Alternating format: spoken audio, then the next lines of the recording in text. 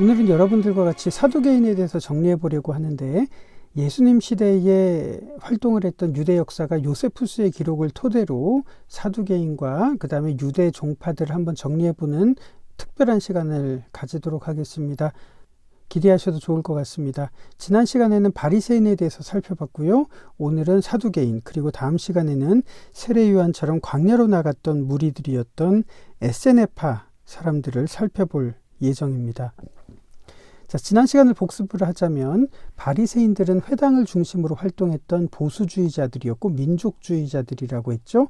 그리고 그들의 기반은 민중들을 기반으로 한다고 말씀을 드렸는데요. 바리새인과 달리 사두개인들은 성전을 중심으로 활동했고 사대주의자들이었고 권력 주변에 있었던 계층이었습니다.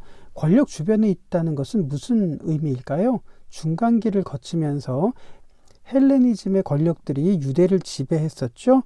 이때 권력 주변에 있었다는 것은 헬레니즘 사상과 문화를 누구보다도 빨리 받아들여서 권력층과 쉽게 동화되었다는 것을 말하는 것이죠.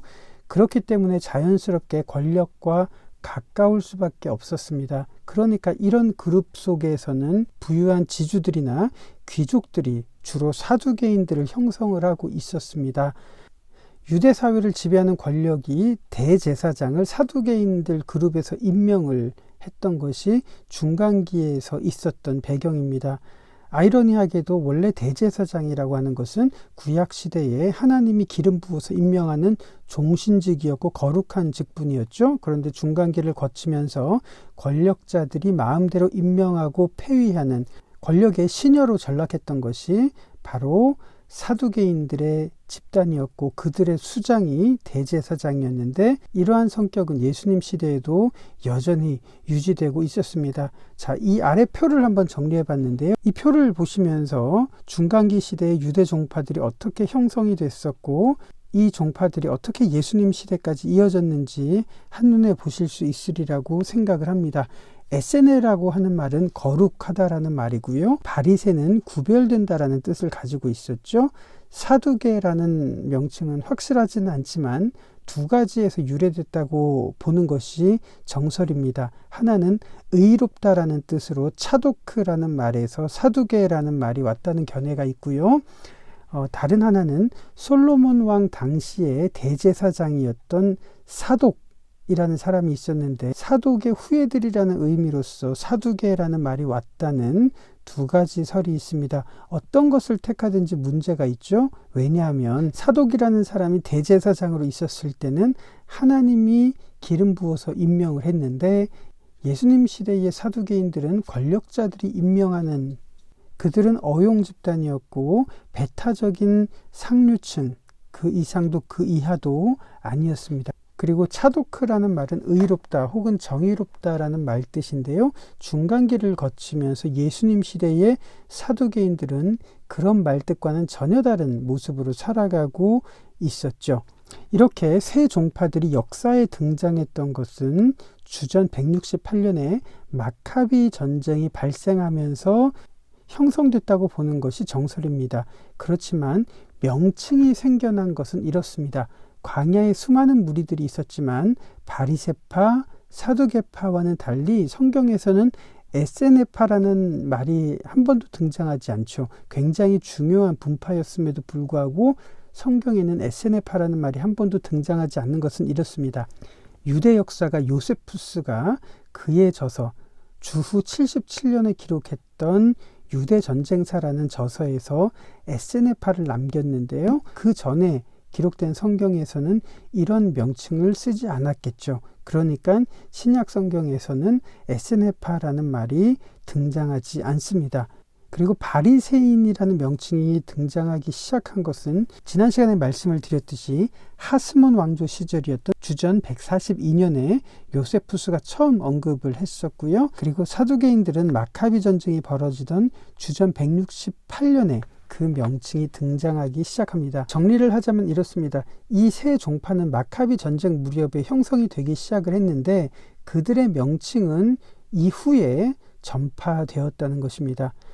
하나님의 섭리에 대해서 새 종파들이 이해했던 것은 이렇습니다. 광야의 에세네파 사람들은 모든 인간의 운명이 하나님의 섭리라고 믿었던 반면에 바리새인들은 하나님의 섭리도 있지만 우연도 있다는 혼합적인 인식을 가지고 있었고요. 사두개인들은 현실에서 벌어지는 모든 것이 우연이라고 믿었습니다.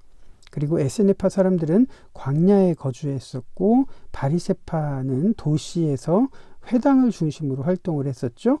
그리고 사두개파 사람들은 도시에서 성전을 중심으로 활동을 했었습니다. 에세네파 사람들은 자신의 분파로 입회하는 문제에 대해서는 까다로웠지만 타인들에 대해서는 개방적이고 열린 자세를 취했던 반면에 바리새인들이나 사두개인들은 타인들에 대해서 매우 엄격하고 배타적인 입장을 취했던 것은 자신들이 시대의 표준적인 의로운 사람이라고 생각했고 다른 사람들은 죄인이라고 이렇게 구별했던 그런 배타적인 모습을 가지고 있었습니다. 자, 중요한 것은 에세네파 사람들은 모세오경을 주요 경전으로 삼아서 그것을 토대로 했던 쿰란 문서가 남아 있었던 데 비해서 바리새인들은 모세오경에다가 장로들의 유전, 구전, 전통들을 첨가하는 그런 혼합된 신앙을 가졌습니다. 반면 사두개파는 오로지 모세오경만 인정을 했었습니다.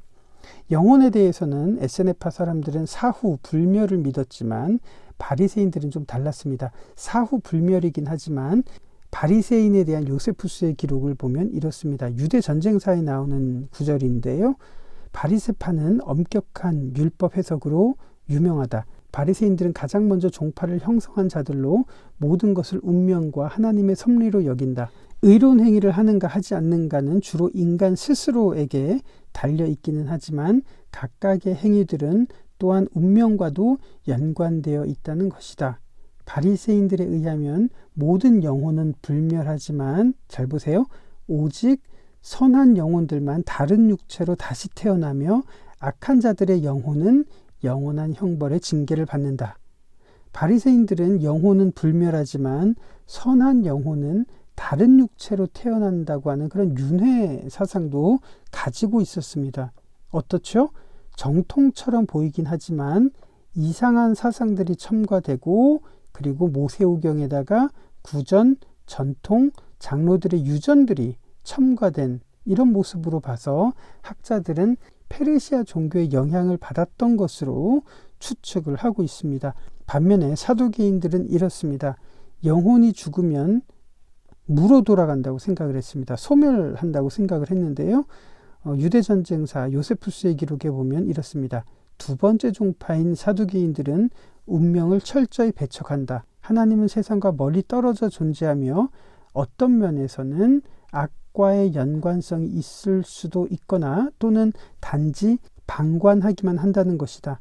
그들은 선과 악은 인간의 선택에 달려 있으며 어떤 선택을 하는가는 각자의 의지에 따라 정해진다고 주장한다.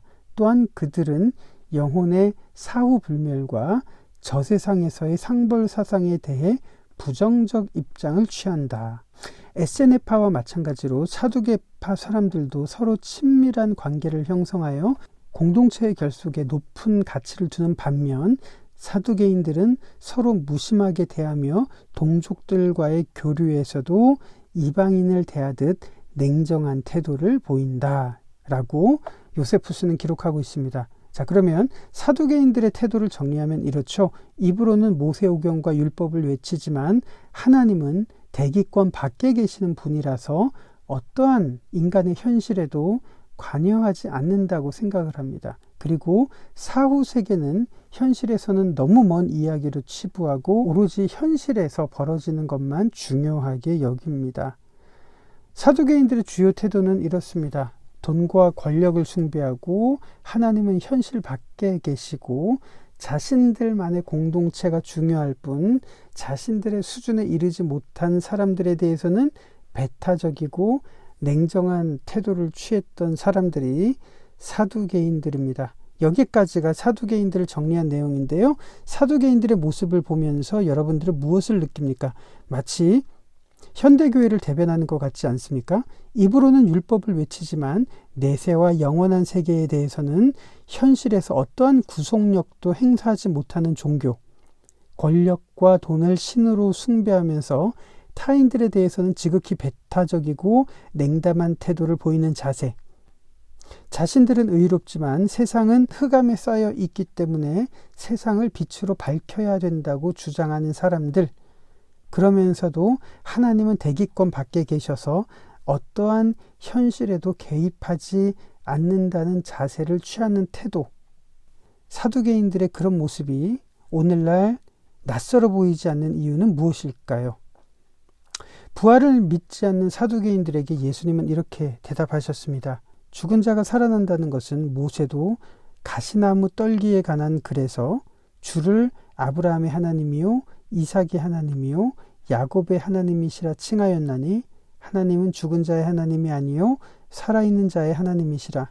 하나님에게는 모든 사람이 살았느니라 하시니, 누가복음에 이렇게 기록이 되어 있습니다. 사두개인들의 눈에 아브라함과 이삭과 야곱은 이미 죽어서 소멸한 사람들이겠지만 하나님에게 이들은 결코 죽은 자들이 아니며 하나님 앞에서는 영원히 살아있다고 선언을 하고 계십니다. 권력과 명예와 부, 이것이 우리의 진정한 세계가 아니라 아브라함과 이삭과 야곱이 존재하는 세계, 이것이야말로 진정한 현실이라고 믿는 것이 참된 종교의 태도가 아닐까 생각을 합니다.